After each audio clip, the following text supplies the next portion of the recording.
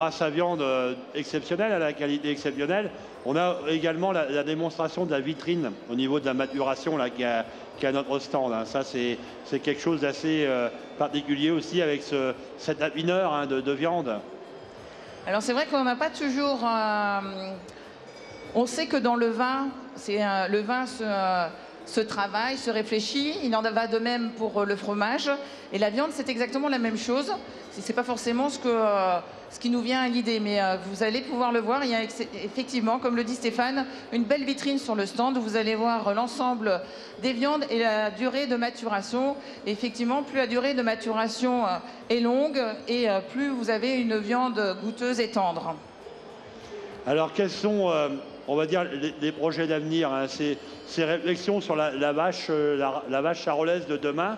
Alors, je suppose que aujourd'hui, le rôle de l'OS, c'est aussi de tenir compte un petit peu des critiques qui sont faites autour de notre race, hein, parce qu'on a beau être des leaders français de l'élevage bovin laitant, on a aussi des critiques, on a aussi des retours de la part des industriels ou tout simplement des acteurs de la filière. Alors ça, c'est vraiment le rôle aussi de l'OS de tenir compte de tout ça et de réfléchir sur cette vache charolaise de demain. Donc il est tout à fait exact que notre rôle est important puisque nous devons définir les orientations et fabriquer la vache qui va répondre alors, aux attentes des éleveurs génétiques, enfin qu'ils soient des éleveurs producteurs, des éleveurs qu'on va appeler sélectionneurs, des éleveurs producteurs de viande. Également, nous devons travailler pour que cette vache charolaise réponde également à la filière et aux consommateurs. Alors pour cela, il y a plusieurs travaux qui sont entrepris, avec notamment l'arrivée de nouvelles technologies telles que la génomique, qui nous permettra en tous les cas de répondre aux attentes de l'éleveur en termes de caractère économique, puisque l'objectif pour nous, c'est d'avoir une vache qui va véler facilement, qui va nous faire un veau par an, qui permettra donc d'améliorer la productivité numérique donc, dans les exploitations et ainsi améliorer le revenu de l'éleveur. Il va nous falloir une vache docile, puisqu'on parle de la gestion de grands troupeaux. Il va nous falloir un veau qui va pouvoir téter seul. Vigoureux à la naissance. Voilà, vigoureux à la naissance. Et ce travail-là qui va être fait dans le cadre de travail génomique qui est appelé DGRAM et qui rassemble l'ensemble des acteurs de Charolais France. Donc autant de caractères importants pour que l'éleveur demain puisse vivre comme vous, c'est-à-dire normalement, sans, comment je dirais, en répondant, comme disaient certaines personnes, aux attentes sociétales. Et donc, ce sont des caractères qui sont étudiés, en tous les cas, au niveau de l'OS. Et puis ensuite, au niveau de la filière, il y a d'énormes échanges qui sont en cours. Donc, on va travailler sur la finesse d'os, sur le rendement à l'abattage. Et puis, concernant les attentes consommateurs, on est sur les qualités de viande avec l'objectif d'avoir une viande plus goûteuse et beaucoup plus tendre. Et c'est là aussi où la recherche et la génomique vont nous permettre de sélectionner les meilleures lignées qui répondront à l'ensemble de ces attentes. Mais il est vrai qu'il n'est pas toujours facile d'associer l'ensemble des attentes qui sont parfois pas toujours évidentes à combiner. Oui, puisque les attentes des uns ne sont pas forcément les priorités des autres, en fait. Et à la limite, un abatteur, que la vache elle soit docile et que le veau tète bien, l'abatteur, lui, c'est pas forcément ce qu'il souhaite. Lui, l'abatteur, c'est d'avoir un rendement, un minimum d'os, etc. Une durée de maturation de viande peut-être la plus courte, une finesse et une tendreté des fibres musculaires. Donc tout ça, eh bien, il faut concilier un petit peu, je dirais, la chèvre, le chou et le loup. Hein, donc voilà. Donc, ce qui est important, c'est de comprendre qu'on a tous besoin des uns et des autres, puisque ces taureaux qui sont là, donc, ce sont les taureaux qui vont diffuser dans les exploitations. Ils doivent donc permettre de produire des animaux qui vont finir dans votre assiette. Et de l'autre côté, sans la filière, s'il n'y avait pas ces éleveurs-là, la filière ne pourrait pas non plus produire de la viande. Et il y a donc d'énormes enjeux demain, notamment en termes de production de viande, puisque l'on sait qu'il va falloir produire de plus en plus de viande. Voilà, merci Florence. Et puis maintenant, eh bien, on va redonner place au concours, hein, puisque Le verdict est maintenant connu. Alors Romain, bah, je te repasse la parole pour... Là, c'est bon Stéphane, je te vois. Donc, on va passer maintenant donc, au moment assez important du concours, donc à savoir lequel des animaux, mâles et femelles, donc, va être champion cet après-midi. Donc, on va demander... donc, je vois les deux juges d'un côté qui sont prêts, les deux juges côté femelle, ils sont là-bas au fond. Et on va demander le jingle, s'il vous plaît.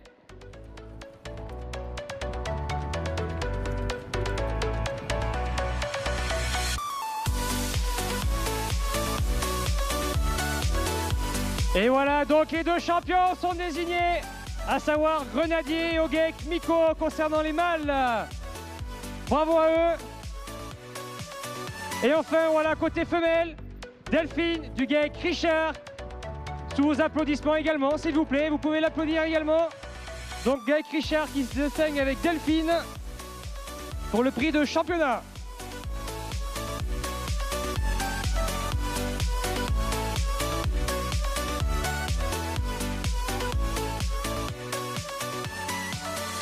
Allez, donc félicitations Ogek Miko et Ogek Richard, donc qui remportent respectivement les titres cet après-midi en femelle et en mâle. Donc on va laisser les deux animaux monter sur le podium face à face et puis on va laisser ensuite la parole à nos juges. Donc on va commencer peut-être par les femelles. Alors François, s'il te plaît, tu vas nous clôturer un petit peu cette édition 2015 en ce qui concerne le jugement et tu vas nous expliquer ton jugement de cet après-midi.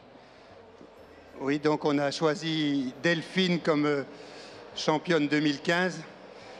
C'est une très très belle vache avec de belles lignes, les masses musculaires bien réparties, des très bons aplombs, elle est très très longue.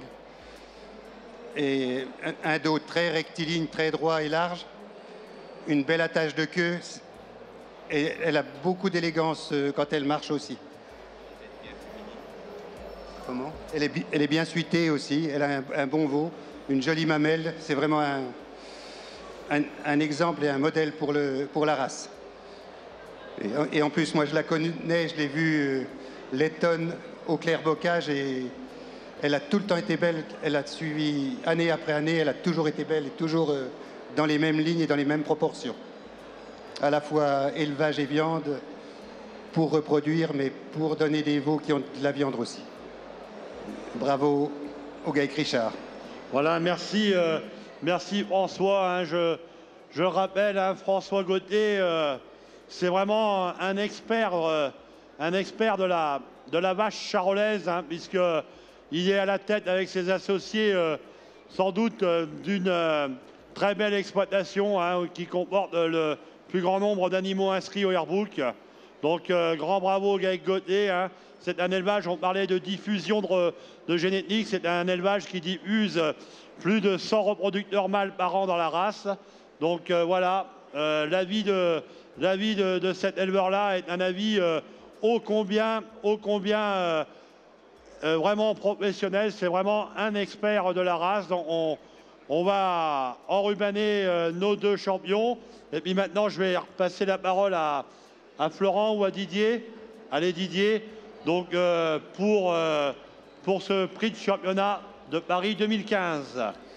Eh bien, on n'a pas trop dérogé au standard de la race, c'est-à-dire on a mis quand même un beau taureau qui a un très beau développement, avec une très belle masse musculaire, avec des qualités de race qui ne sont pas anodines, un beau port de tête, un front large avec une belle cornure blanche, un bon mufle, un taureau qui a beaucoup d'épaisseur dans le dos, donc des belles qualités de viande, avec une belle descente de culotte, et pour un gabarit avec un squelette dans ses os assez équilibré, ni trop gros ni trop petit. Donc il nous semblait le plus en adéquation avec le standard d'aujourd'hui et qui ne nous a pas dérogé vis-à-vis du rappel, puisque ce type d'animaux est quand même dans les couloirs du temps du Charolais. Voilà, je vous remercie. Allez, merci pour les commentaires. Donc je vais vous énoncer donc, le palmarès de nos deux champions de cet après-midi. Donc on va commencer par Grenadier, donc sur la droite du podium. Grenadier qui appartient au GEC Miko et qui est né au GEC La Gagnerie. Grenadier est né le 2 février 2011. Il s'est distingué également dans d'autres concours l'année dernière et l'année d'avant, hein, notamment en 2013. Il a fait au champion au Maro au concours national et puis il n'y a pas très longtemps au Super à Moulins s'est distingué également Grenadier. Il a pour père Dakar et pour mère Abeille. Ensuite, concernant la vache, donc la vache Delphine du GEC Richard. Alors Delphine est née le 31 décembre 2008. Donc elle est née également au GEC Richard en Vendée. Donc elle est suitée d'un mâle que vous pouvez voir. Donc il s'agit de Léonidas qui est né le 21 janvier. C'est un fils d'imbattable. Delphine a pour père Blackout et pour mère Touraine. Et puis pour une dernière fois de l'après-midi, je vous demanderai un tonnerre d'applaudissements, s'il vous plaît, pour nos deux champions ainsi que pour tous les participants. N'hésitez pas à applaudir. Bravo à eux. Et encore félicitations à tous les éleveurs pour cette très belle présentation de cet après-midi. Voilà, donc l'après-midi charolaise n'est pas terminé, hein. On a simplement bouclé. C'est vrai que c'est une étape importante parce que c'est sûr que, hein, je vous le disais en introduction de cet après-midi, hein, c'est vrai que dans la vie d'un éleveur charolais, hein, dans sa carrière d'éleveur, eh bien ce concours de Paris reste quand même une étape prestigieuse, hein, dans la vie d'un élevage. C'est quand même quelque chose qui marque la carrière de l'éleveur, qui marque l'élevage, hein, puisque je le répète, hein, la sélection c'est une histoire de famille, une histoire de génération, et même si c'est par exemple le père de l'éleveur qui a été champion, voire même le grand-père de l'éleveur qui a été champion, eh bien on dit toujours que l'élevage Dupont ou l'élevage Durand, eh bien il y a eu un champion de Paris en telle année. Donc voilà, on a tout simplement bouclé une étape importante, hein, je le dis, hein, ce classement est quand même une étape hyper importante. Et puis maintenant, on va laisser place maintenant. Voilà, donc on va demander aux différents animaux voilà, de rejoindre leur stall. Et puis, on va également maintenant faire rentrer On va demander aussi aux journalistes de se détourner parce qu'on va rentrer les animaux de boucherie. Stéphane, si tu permets. Mesdames, messieurs, nos amis les journalistes, si vous voulez vous mettre sur les côtés, puisqu'on va rentrer des animaux de boucherie qui, par définition, sont des animaux un peu moins habitués au flash, au projecteur, au monde, au bruit. Donc, par sécurité, on va vous demander de vous mettre sur le pourtour du ring. Et puis, on reprendra la séance photo finale avec les champions et les animaux de boucherie qui nous viennent de Vendée, quand tout sera mis en place en fin de présentation de ces 6 animaux exceptionnels de boucherie qui vont arriver. Merci d'évacuer un petit peu le ring, s'il vous plaît, puisque on ne voudrait pas qu'il y ait un problème à la mise en place de ces animaux. Encore une fois, qui ne sont pas des animaux habitués au podium, habitués au flash. Donc, merci de les laisser se mettre en place et on fera les photos tout à l'heure. Voilà, donc comme tu le disais, Michel, hein, la race charolaise, pardon, c'est une race à viande, une race bouchère. Et donc, on va finir notre après-midi par la présentation d'animaux de boucherie, hein, qui est donc la finalité de l'élevage de cette race charolaise. Alors maintenant, depuis une quinzaine d'années, la race charolaise, hein, l'OS charolais, a souhaité que l'ensemble du travail réalisé par les éleveurs soit présent au concours, au salon. Et donc, depuis une quinzaine d'années maintenant, il y a 3 départements qui se partagent un petit peu chaque année les présentations. Alors, il y a la Saône-et-Loire, il y a l'Allier. Et puis donc, cette année, c'est un autre département, un grand berceau de l'élevage charolais. C'est également le département qui est le premier département producteur de viande en France. Hein, c'est un département où l'élevage et l'engraissement cohabitent et l'engraissement, la finition des bovins est omniprésente. Et donc ce grand département d'élevage, eh bien, c'est tout simplement le département de la Vendée. Donc cette année, les animaux de viande représentant donc la finalité du travail, eh bien, nous viennent du département de la Vendée.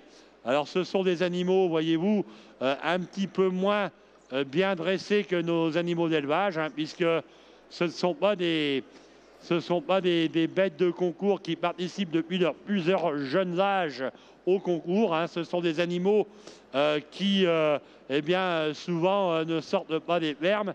Et la seule fois où ils sortent de la ferme, eh bien, c'est pour terminer à la boucherie, à l'étal du boucher.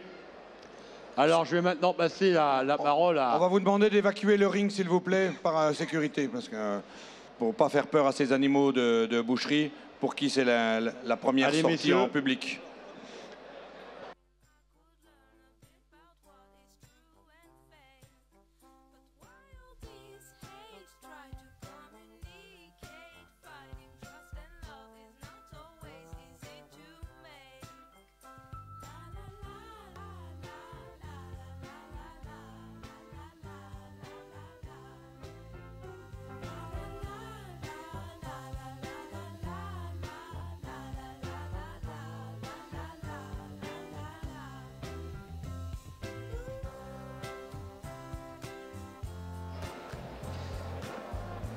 Un, deux.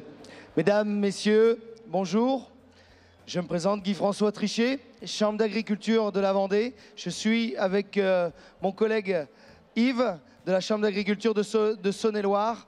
Aujourd'hui, ce qui nous réunit dans le cadre de notre métier de valorisation, de promotion de la viande bovine, en particulier aujourd'hui, c'est la charolaise qui nous a réunis. Donc, sur le haut patronage du Airbook charolais, la Vendée a été invitée pour une présentation d'animaux de très haute qualité bouchère. Ces animaux ont été classés par un jury de professionnels composé d'éleveurs, de bouchers et d'abatteurs, complétant la filière. Ces animaux, donc 6 génisses charolaises, nés et élevés en Vendée, qui suivent le schéma génétique de la race et qui représentent aujourd'hui très bien cette race, donc ont été primés. Et la viande, la qualité de la viande que Yves va me présenter tout à l'heure et va vous expliquer, vous en tant que consommateur, quels sont les bons morceaux, qu'est-ce qui permet de caractériser à partir d'un animal les bons morceaux et prédéfinir la bonne qualité de cette viande. Alors, au préalable, un petit mot sur l'agriculture et l'élevage en Vendée. Vous avez quelques chiffres à nous proposer? Alors, quelques chiffres. Donc, on a plus de 200 000 vaches présentes sur le département de la Vendée. Et c'est la charolaise qui est la plus représentée. Il faut savoir que dans notre département, les éleveurs maîtrisent la totalité du processus d'élevage. Ils font naître et ils élèvent et ils engraissent leurs animaux à partir de leur fourrage qu'ils ont récolté. Alors, ça représente quoi, par exemple, en volume de viande abattue ou des données comme ça qui peuvent marquer un peu les esprits? J'ai pas de grands chiffres, mais la grande majorité de nos éleveurs engraissent leurs animaux. Et donc, il faut savoir que la charolaise est valorisée dans des démarches type label rouge, comme en charolais label rouge, ou aussi avec des démarches d'indication géographique protégée, voire d'AOC récemment. L'AOC, bœuf de Charolles, le bœuf de Vendée IGP, dont la race charolaise est très représentée. Alors, quels sont les débouchés de la race charolaise? Alors, les débouchés, c'est ce qu'on appelle dans notre jargon les débouchés de cheville. C'est la boucherie artisanale. Faites confiance à votre boucher. C'est un professionnel, il sait choisir sa viande. Messieurs, dames, regardez ces animaux. Regardez, ce sont des athlètes. Donc ici, cette vitrine vendéenne, on est très fiers de représenter le charolais pour la Vendée. Voilà, alors maintenant c'est à Yves. Hein. Donc Yves, précise-nous un petit peu quelles sont tes fonctions au sein de la Chambre d'agriculture de Saône-et-Loire. Je sais que toi, tu es un passionné d'élevage, il n'y a aucun doute là-dessus, mais tu es aussi surtout un passionné du produit fini, hein, de l'élevage. Tout à fait, et je crois qu'il faut bien se rappeler que la race charolaise a une finalité qui est celle de l'assiette. Vous terminez dans une assiette, donc il est tout à fait normal de s'interroger ou de s'intéresser à la qualité de la viande. Et dans mes derniers temps à la Chambre d'agriculture, je travaillais sur la promotion de la viande, mais aussi sur la qualité des viandes. Et on a entre autres travaillé avec des bouchers et des chevillards pour essayer de prédire la qualité de la viande sur un animal en vif, comme on peut le faire aussi sur un animal en carcasse. Donc c'est une première étude que l'on a faite. La seule étude, je crois, qui existe actuellement, c'est comment définir, à partir de 16 critères, le potentiel de qualité, de tendreté, de saveur, de jutosité de la viande bovine. Alors, est-ce que tu peux nous en citer quelques-uns? Alors, notamment sur les animaux, on peut se mettre à côté les animaux. Le premier prix. Donc, le Grand Prix d'excellence dans cette catégorie de genisse de haute qualité bouchère nous vient de l'EARL Le Boireau, donc commune de la Ferrière en Vendée. Donc Yves, qu'est-ce qui permet de caractériser et de classer cette bête en haut du panier? Qu'est-ce qui permet de deviner que cette viande sera tendre, juteuse et savoureuse? Il y a, je vais dire, donc 16 critères qui permettent d'apprécier, et je pense que les bouchers les utilisent plus ou moins dans le détail, mais notamment on a des aptitudes fonctionnelles, on a la tête, l'encornure. Alors aujourd'hui on a bientôt plus de cornes, mais l'encornure ou la tête prédit un petit peu des capacités de tendreté, de potentiel de viande de l'animal. Vous avez également d'autres critères qui est donc les masses musculaires, soit dans la cuisse, et avec une bonne proportion d'avant et d'arrière. Un autre critère qui est beaucoup utilisé et qu'on peut voir ici, je le montre, c'est la souplesse et la finesse du cuir, qui permet également de dire lorsqu'un cuir est fin, lorsqu'un cuir est souple, c'est prédictif d'une viande qui aura de la tendreté, qui sera tendre. Également, regardez aussi, je trouve que cet animal-là est très symptomatique, c'est la tache de queue qui est dans le prolongement de la ligne de dos. Et donc aussi, quand on a une queue qui est dans le prolongement de la ligne de dos, c'est quand même un facteur supplémentaire de qualité, de potentiel de rendement. Alors quand on parle de potentiel de rendement, c'est un animal, je crois qu'il doit peser dans les 900 kg, mettons à peu près, 900-920 kg. On peut dire que cet animal-là, il aura un rendement en carcasse que j'estime à peu près à 65%. Donc il devrait faire aux environs de 580 kg. Ceci étant, les autres aussi, hein. C'est à peu près, voilà, 580 kg de viande, de carcasse et un petit peu de gras. Et que là-dessus, on peut penser que le boucher, lui, va commercialiser 430 kg de viande au consommateur. Ce qui fait que le rendement, si vous calculez bien, il va se situer aux environs de 45% de viande commercialisée sur le poids vif de l'animal, alors que la moyenne de la race charolaise est environ de 33-34%. Donc ça aussi, ce sont des animaux d'exception, bien sûr, ce sont, pour montrer au grand public, des animaux bien conformés, avec une viande bien descendue. Je dirais que, quand on regarde bien, dans la cuisse, dans le globe de l'animal, vous avez des muscles, ils sont quasiment tous à cuisson rapide, bonne cuisson rapide, pardon. Avec ici, vous avez le rond de gîte, vous avez le tendre de tranche, vous avez le rond de gîte, la tranche grasse, dessus qui sont des morceaux que vous connaissez chez votre boucher, donc avec d'excellentes qualités nutritionnelles, d'excellentes qualités gustatives également. Le rump steak qui se situe ici, rien que dans la cuisse, vous avez globalement 100 kg de viande commercialisée. Vous avez ensuite ici dans le dos, et on remarque bien que là, cet animal, il a un dos relativement large, et c'est dans le dos que se trouve le faux filet, c'est dans le dos que va se trouver l'entrecôte, c'est dans le dos également que va se trouver le faux filet dessous. Ici, on voit bien très large, très rebondi ici, qui permet de dire qu'on peut avoir au moins 20 kg de faux filet sur cet animal-là. Quant à l'entrecôte ou le filet, c'est à peu près moitié moins, c'est aux environs de 10 kg. Là-dessus, nous aurons donc 10 kg. Plus nous avançons dans l'épaule, vous avez ici la basse-côte. La basse-côte qui est normalement des muscles qui peuvent se briser, mais là, je pense qu'on peut aller jusqu'à faire quelques cuissons. L'extension de découpe. L'extension de découpe qui permet, sur des animaux exceptionnels, d'aller chercher des beefsteaks savoureux, tendres. Et la basse-côte à griller correspond à en quelque sorte à ce qu'on a dans l'entrecôte. Tout à fait. Et vous avez ensuite le collier qui est ici. Alors là, le collier, on ne peut pas faire grand-chose. Le collier, c'est un muscle à peu près une vingtaine de kilos, donc qui sera plutôt à destination en des cuissons lentes, qui est forcément un muscle plutôt filandreux, pas très gras.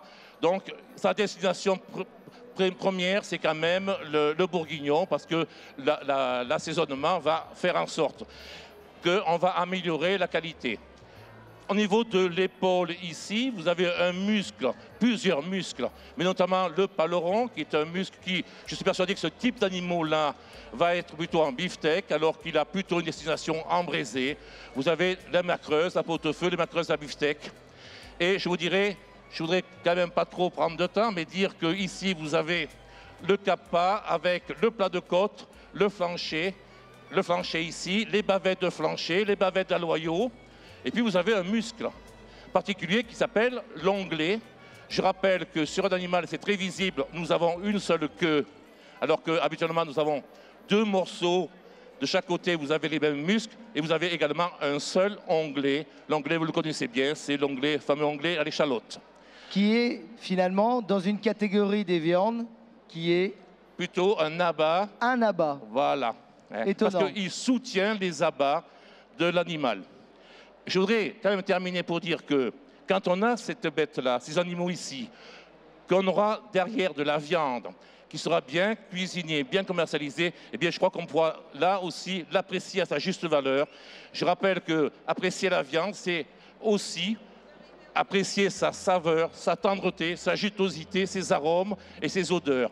Et là-dessus, il faut prendre un petit temps lorsqu'on déguste de la viande pour pouvoir l'apprécier à sa juste valeur. Et je voudrais, pour terminer, féliciter quand même les éleveurs pour avoir amené des animaux jusqu'ici, féliciter les bouchers qui vont la travailler, et puis également, mais je pense que derrière, ce sera cuit d'une manière assez exceptionnelle pour pouvoir l'apprécier à sa juste valeur. Tout à fait, Yves. Et je pense que ça vaut des applaudissements. Il faut applaudir ces éleveurs. Oui. Pour certains, c'est leur première participation. Donc je poursuis dans cette présentation. Nous avons parlé de l'ARL Le Boireau qui fait le Grand Prix d'Excellence. En place de championne, nous avons le GAEC Chéniot, donc avec un animal remarquable. Qu'est-ce qui différencie ces deux bêtes? C'est sur le fil du rasoir. Il n'y a pas grand-chose, messieurs, dames. Ça a été compliqué pour les jurys. Effectivement, cette bête du Boireau est parfaite. Qu'est-ce qu'on peut dire? Je peux dire que ce qui a peut-être fait la différence, c'est que la première bête, celle qui a eu le premier prix, c'est une bête qui est finie, à sa juste, prêt à être abattue. Les autres le sont à peine. Et je crois que c'est dans le dernier temps de la finition que l'animal se remplit. Ça, c'est pour l'éleveur, c'est pour le boucher. Et puis également, il y a un petit peu de gras qui se met, qui amène donc ce goût, cette saveur, ces arômes à la viande. Messieurs, dames, le gras est important. C'est ce qui donne le goût. Sachez-le. C'est comme la tendreté. Retenez que c'est la maturation. Aujourd'hui, vous avez des signes officiels de qualité qui vous garantissent que votre viande va être tendre. Et souvenez-vous qu'une dizaine de jours est un minimum. Vous avez sur le stand de la race charolaise des exemples de viande maturée. Vous pouvez aller jusqu'à 26 jours, voire plus. Voilà. Il y a, pour la qualité, la tendreté, je voudrais quand même terminer là-dessus, dire qu'il y a deux types de tendreté ou deux responsables de la tendreté qui sont la maturation. C'est ce temps-là où les enzymes attendrissent les fibres de la viande. Et il y a un deuxième critère qui se situe sur un animal plus standard, plutôt à l'avant, c'est ce qu'on appelle le collagène. Et le collagène, il faut le dissoudre dans l'eau ou dans le vin. C'est pour ça qu'on a des modes de cuisson un petit peu différentes. Et ces animaux-là ont très peu de collagène. C'est pour ça qu'on peut se permettre de faire de l'extension de découpe. Alors, Yves, pour finir sur ce classement, en troisième position, nous avions un animal de l'ARL Robin, avec quelque chose, c'est un animal très très jeune, à très très fort potentiel. Je pense que dans les mains de cet éleveur, on voit qu'il y a de l'or au bout des doigts. Tout à fait. Et là, je dirais qu'il a encore un peu plus de temps de finition pour l'amener à sa plénitude, en quelque sorte, ou amener la viande à sa plénitude. Tout à fait. Donc, pour citer, nous avions également un animal de l'élevage Huvelin, un animal de l'ERL Gréau et donc une bête du GEC, la Grande Métairie. Tout à fait, et je crois que félicitations parce que le jury, Philippe Blanc, il a un petit peu travaillé là-dessus. Ce sont quand même des animaux d'exception qui sont ici présentés, donc pour le grand public parisien. Et c'est quand même intéressant de le montrer, de le faire savoir, de faire voir que le charolais, c'est la race à viande la plus reconnue, la plus importante en France, dans le monde aussi. Tout à fait, Yves. Avant de laisser la parole au président Baudot de la race charolaise, je voudrais tendre mon micro à Cédric Mandin, qui a coordonné, piloté cette opération séduction en direct de Vendée avec ses génisses de viande. Cédric. Merci, bonjour à tous. Simplement pour vous dire que la Vendée avait l'honneur et la chance de pouvoir amener ces animaux. Ces animaux ont été sélectionnés tout à l'heure. Vous avez entendu la question qui disait qu'est-ce que représente la viande bovine en Vendée. La Vendée est le premier département producteur de viande bovine en France. Et pour vous donner un ordre d'idée, la Vendée produit par an 30% de la consommation de Paris intramuros. Voilà, c'est ça la Vendée. C'est la race charolaise en dominance qui, par toutes ses qualités bouchères, souvent décriées, mais on démontre aujourd'hui toute la qualité des animaux. Des animaux, comme ça a été bien dit et insisté, qui sont nés chez les éleveurs que vous voyez devant vous, qui les ont élevés pendant longtemps et qui les ont gardés pour vous les emmener, pour vous les présenter aujourd'hui pour ce fabuleux concours où on a vu une présentation d'animaux exceptionnels qui mettent en avant la qualité d'élevage, comme vous avez pu le voir tout à l'heure et vous le voyez par vos champions qui sont derrière, mais aussi des énormes qualités bouchères de cette race qui permet qui a une grande adaptabilité, qui convient tout à fait sur le territoire et sur notre beau département. Donc voilà, je pense félicitations aux éleveurs parce que je veux vous dire, c'est beaucoup de boulot. Et merci à tout le monde. Cédric, un petit peu d'histoire. Est-ce que tu peux nous raconter, parce que je pense que c'est une longue histoire, le Charolais et la Vendée. Donc, je crois que c'est ici même, dans le cadre de la foire agricole, que pour la première fois, des Vendéens ont vu des animaux charolais et qu'ils les ont trouvés intéressants au départ pour l'attraction animale, mais aussi pour la valorisation derrière. Donc... La Vendée, par ses caractéristiques, oui, les animaux sont arrivés dans les années 1900, importés par plusieurs familles qui ont fait le choix de ramener la charolaise dans nos départements. Et ensuite, étant donné qu'on avait une notion de finition de ces animaux, de produire de la viande derrière, eh ben on a fait le choix de développer ces belles masses musculaires, comme vous pouvez les observer sur ces animaux. Des animaux qui sont évidemment très appréciés des bouchers. Donc voilà, c'est l'exemple, c'est le fruit de plus d'un siècle de sélection que vous voyez devant vous. Merci Cédric. Alors Cédric, dis-moi pourquoi la Vendée a cette vocation d'engraissement. Pourquoi, par exemple, nous, dans le berceau dans le centre de la France, du moins le berceau de race que sont des départements, par exemple, de la Saône-et-Loire, de l'Allier ou de la Nièvre, on s'est tourné plutôt vers l'exportation des broutards, nous, vers l'Italie. Hein. Alors pourquoi la Vendée a vraiment cette culture de l'engraissement? D'où vient cette passion de l'engraissement? Ben, cette culture, elle est née déjà d'un point de vue géographique. La Vendée, tout le monde, si vous ne la repérez pas, elle est située le long de l'Atlantique, en dessous Nantes, entre Nantes et Bordeaux. Et forcément, l'Italie, chez nous, c'est très loin.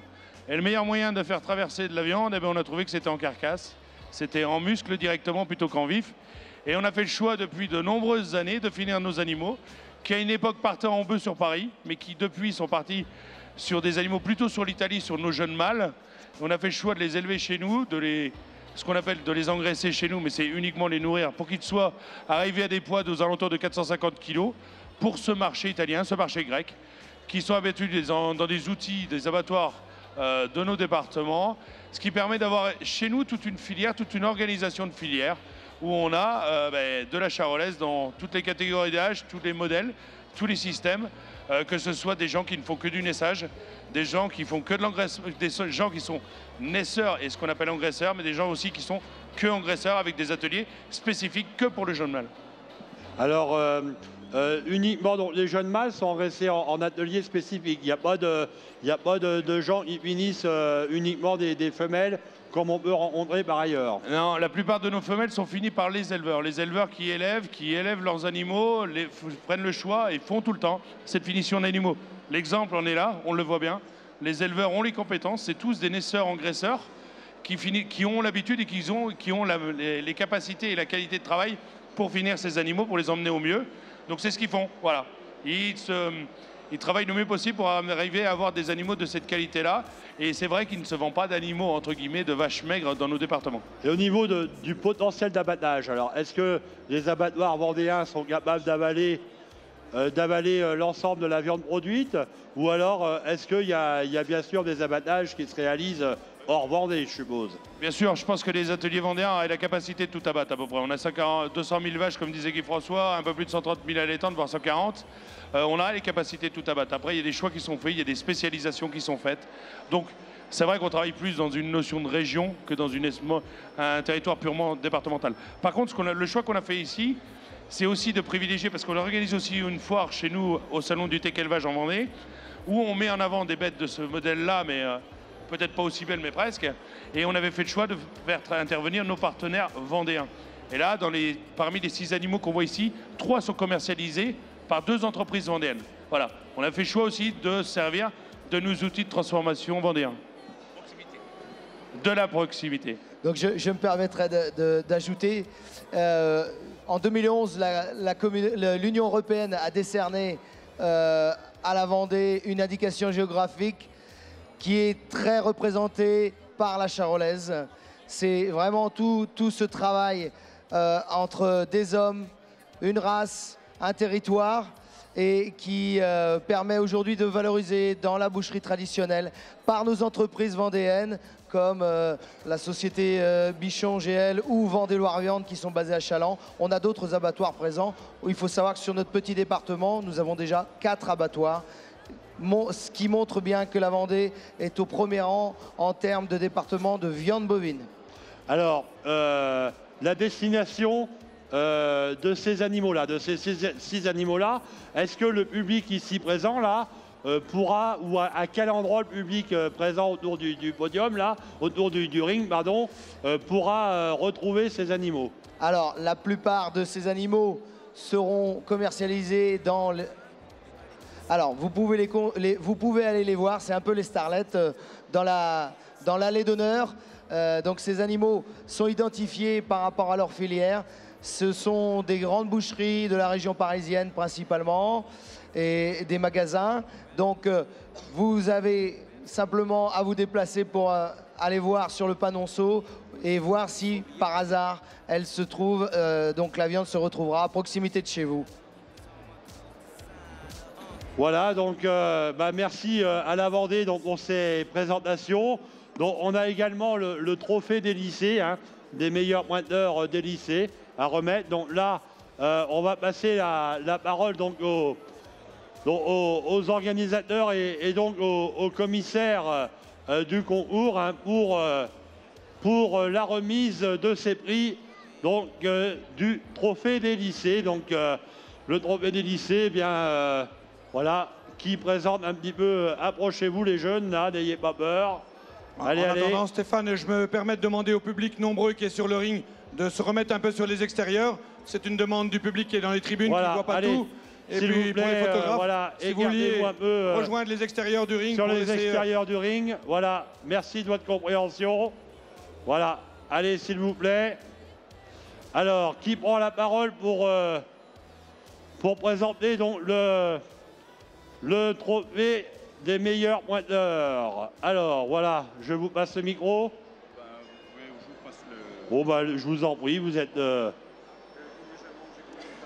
Bon, vous avez 7 à 8 minutes à peu près, à peine, une dizaine de minutes à peine. Voilà. Ouais, vous pouvez tous les annoncer, il n'y a pas de problème. Alors, un petit peu, résumez-nous, qu'est-ce que le trophée des jeunes pointeurs?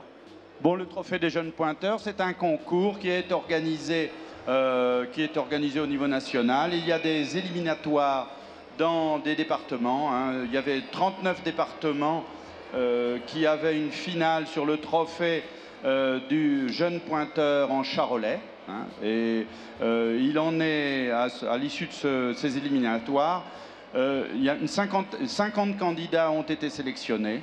Bon, sur les 50, il en est venu 44 à Paris ce matin. Et c'est déjà un beau score sur une certaine quantité de candidats. On avait presque la totalité. Alors, ces candidats ont pointé 2 vaches. On a comparé les résultats du pointage fait par ces 2 candidats avec ceux du jury. Et voici les résultats. On va commencer par la fin. Le 44e, alors j'espère qu'il est là, Deneux-Benoît. Deneux-Benoît, il est 44e, mais seulement il est 44e sur pas loin de 1000 candidats aux éliminatoires. Et donc, il n'est pas 44e sur 44, il est 44e sur plus de 1000. Je n'ai pas le chiffre en tête exact. Donc, on peut l'applaudir. Je vais donner le nom des autres brièvement. 43e, Maxime Clergaud, qui est de la MFR de Plessé en Loire-Atlantique. Guillaume Bazin, qui est du Lecta de Châteauroux. Jérôme Debuisère, qui est du lycée agricole de l'Oise. Tiffaine Brunner, qui est du Lecta de Roufac. Julien Bert, qui est du Lecta des Hautes-Alpes. Donc j'en suis au 39e, à la 39e. Thibaut Gourdol, 38e, qui est du lycée agricole du Valentin, dans la Drôme. Pauline Poilane, qui est de la MFR de Chemillé, en Maine-et-Loire. 36e, Baptiste Pierron, du lycée agricole de Pix-et-Récourt, en Meurthe-et-Moselle. 35e, Jessica Montgilbert, qui est de l'EPLEFPA Édouard Herriot, dans l'Ain. À Crésancy. Donc Jessica, Corentin Landy, 34e du Lecta de Montbrison, dans la Loire. Amandine Moujol, 33e des jeunes agriculteurs de Vosges. Donc, Vincent Clopet du LEP Terre Nouvelle en Lozère, qui est 32e. Johan Thiolin, des jeunes agriculteurs de Haute-Saône, qui est donc de Haute-Saône, 31e. Bastien Georges, 30e de Pix-et-Récourt en Meurthe-et-Moselle, à Nancy. Étienne Gauthier, qui est du Lecta de Bourges. Merci. Il faut me tourner ma partition. Ma partition était tournée à l'envers. Voilà, on va peut-être raccourcir un peu. Oui. Ah, d'accord, vous m'aviez dit 10 minutes. Mais... Bon, bah donc, je vais dire, donc, vous avez Renaud Mathieu, Simon Tranchant, Charlotte Alliot, Marion Honoré, Tanguy Frouin, Arnaud Leclerc, Alice Ernvein, Quentin de Ranlot, Audreyne Lahaye, Florine Brie, Marie Le Potier, Romain Michon, Guillaume Savary, Damien Blanchard-Gaillard, Nathan Lamboreau, 14e, 13e Roussel-Aubin, Aubin-Roussel, oui, 12e Mias Aurélien, 11e Ludivine Puissant, 10e Julien Provost, ça se rapproche.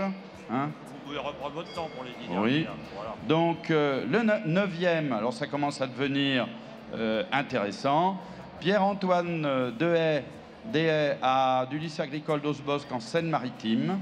Romain Lemierre, qui est du Lecta Auguste Loutreuil à C, dans l'Orne. Mathieu Pêche, qui est de la maison familiale de Venanceau en Vendée. Maureen Guillaumin, 6e, qui est du Lecta de Nevers.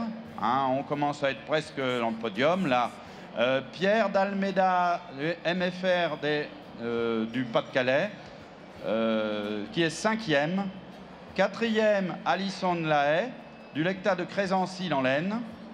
Et puis, on arrive au 3e, on arrive au podium. Alors, on va leur demander de s'approcher du podium. Les 3 se connaissent. Donc, le 3e, c'est Thomas Clériot, des jeunes agriculteurs de Lyon. Thomas Clériot, est-ce qu'il est là? Voilà, allez, on peut l'applaudir, ce jeune élève, voilà, là. On peut l'applaudir, il est 3e, c'est très bien. Voilà, alors il gagne un chèque du Crédit Agricole. Et voilà. Le second, c'est Rémi Vacant, qui est, donc le premier va se reconnaître, qui est du Lecta Touré de l'Allier. Le deuxième, il est là, Rémi Vacant. Allez, on applaudit le second, là, également. Et Karina Hannequin, qui se retrouve première, elle est là. Bravo, Karina Hannequin, elle est première.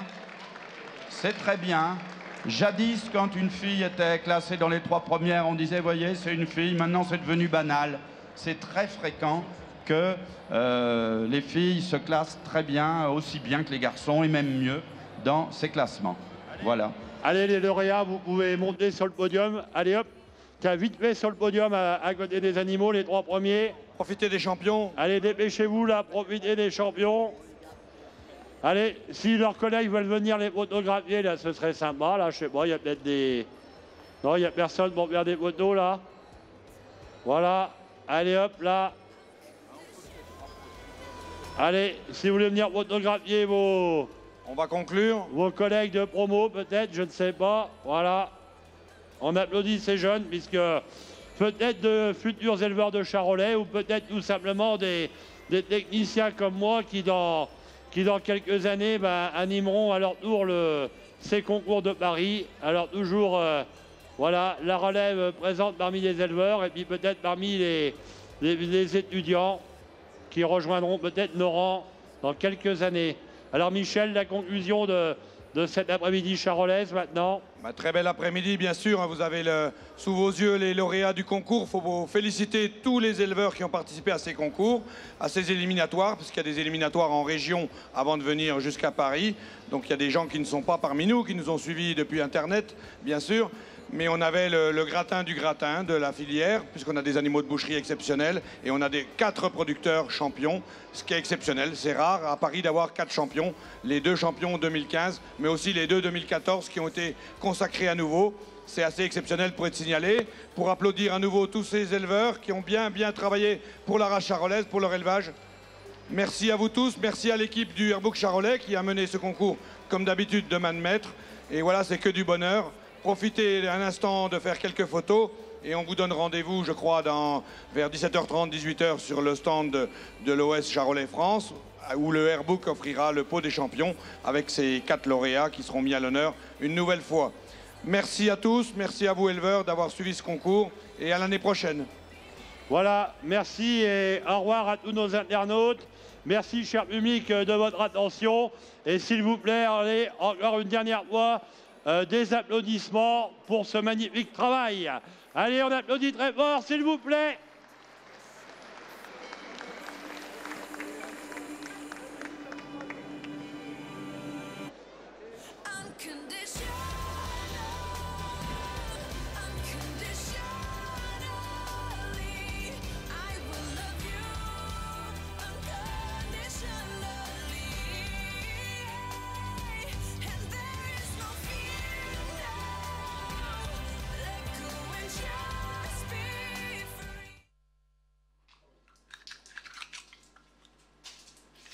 Et les vignerons dans la Médoc, ils sont très attentionnés aux produits médaillés.